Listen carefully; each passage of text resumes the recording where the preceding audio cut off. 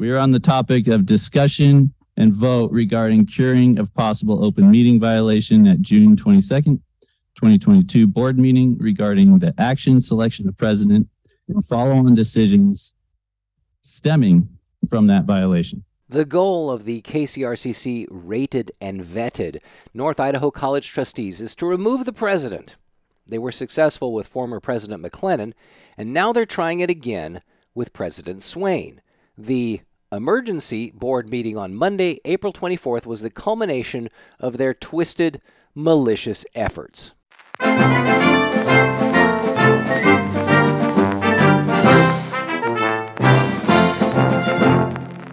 The bogus Macomber report was created as the method to remove President Swain. Standing in their way, of course, is the president's contract, which stipulates that 4 of the 5 trustees must vote to terminate the president. This fact has gotten under Bully Banducci's skin for months now, but he hired his crony pal, shyster attorney Art Macomber, to make it happen. And after 4 months and tens of thousands of dollars, your tax dollars, Fart Cucumber has come up with a scheme, a coup, according to good guy trustee Brad Corkill, to remove President Swain. Their plan, as it unfolded this past Monday, was to declare that the June 2022 meeting where Swain was hired was somehow illegal. This lie flies in the face of 2 facts. First, Idaho Code sets a 30-day limit on curing open meeting violations, not to mention the 180-day limitation for enforcing the law. And second, Judge Meyer, in her ruling to reinstate President Swain, specifically forbade these jerks from using an open meeting law violation to void Dr. Swain's contract. These guys are so crooked, but because there are 3 of them, plus shyster attorney Macomber, they think they can get away with it. Take it away, Terry Zimmerman. I do not support proceeding to vote in favor of the motion to cure possible open meeting violations at the June 22nd, 2022 board meeting. The allegations presented to the board about open meeting law violations in June of 2022 are not supported by any evidence. The record provided to us is nothing but a stringing together of assumptions and no concrete facts. The report contains no interviews of any of the trustees acting at the time. Additionally, Mr. Macomber's conclusions are based only on discussions between staff members. So discussions between staff cannot violate the open meeting law. This information is at best hearsay and at worst gossip, not a basis for action by the trustees.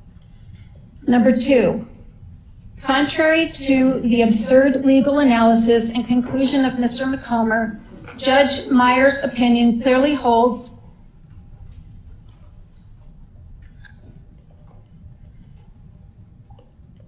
that correction of an open meeting violation after 180 days is time barred.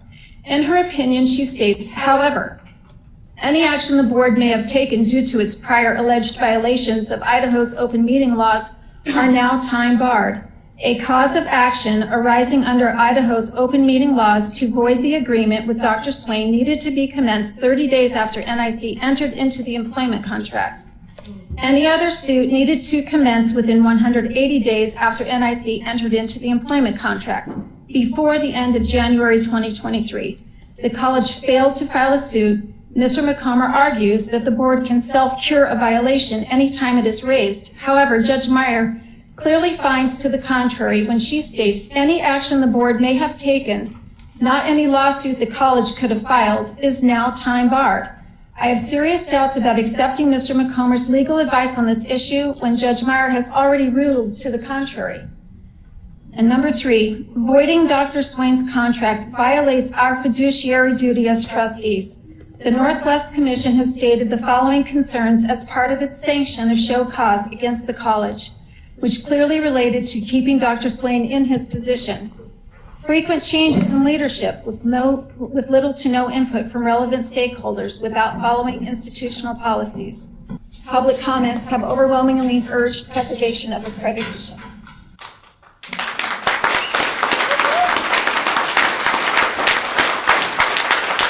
The 3 rated and vetted trustees didn't buy her arguments as logical and legal as they are.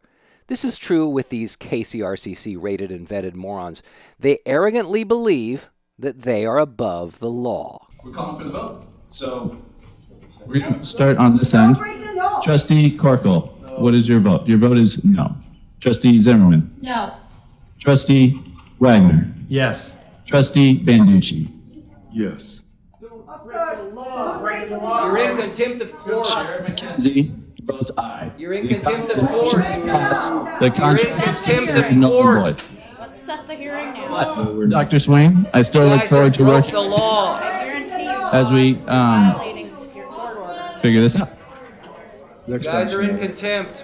Not only did they just break the law, they basically told Judge Meyer to f*** off. Yes, they will be sued over this. Yes, they will be found in contempt of court. But that's not all. They also attempted to usurp the president's power by having trustees meddle in the hiring of college staff. Here is how President Swain described this obnoxious tactic foisted by Banducci. Mr. Banducci, you're correct. The state law does allow that. However, accreditation does not. And so following state law is necessary but insufficient to accomplish accreditation. And so if the motion that you just passed is passed by the board, I can guarantee that we will lose accreditation. That's what they want. Simple as that. You have, it's in my contract that I have this authority. It's in the judge's ruling that I have this authority, and the NWCCU requires that I have this authority. So you're violating, there are 3 folks with great legal experience that say this would violate the authority and violate NWCCU rules for accreditation. So if you want to lose accreditation, go ahead and vote for it. They will. Okay, that's very interesting. And again, Terry Zimmerman. Hey, you know what, guys? This was not adequately noticed. I can't believe we got this little thing here on the agenda that says Board Reserving State Statutes Rights. There's nothing for us to know about this at all. I feel completely blindsided as a trustee. That is not the way to do business in the public eye. Thank you. A little bit more, sorry. Do we not have an open meeting law violation right now? Absolutely. I'm just confused. Art, would you weigh in on this? They never declared an emergency. For what? It's not noticed. It's not noticed. It's nothing here. The law doesn't matter. This is amazing that is happening right now. If only you had a competent attorney. All I can do is shake my head, especially at McKenzie's rude behavior, specifically toward Trustee Zimmerman. The icing on the cake is that this is the week the accreditation committee shows up. So to demonstrate such illegal, arrogant behavior at such a time shows how immensely unqualified these jerks are. And the same applies to every son of a bitch that the KCRCC rates and vets and wants you to vote for in the May 16th election. Same stripe, same arrogance, same swaggering self-righteousness that makes them believe they are above the law. Let's hope the voting public isn't so ignorant on May 16th.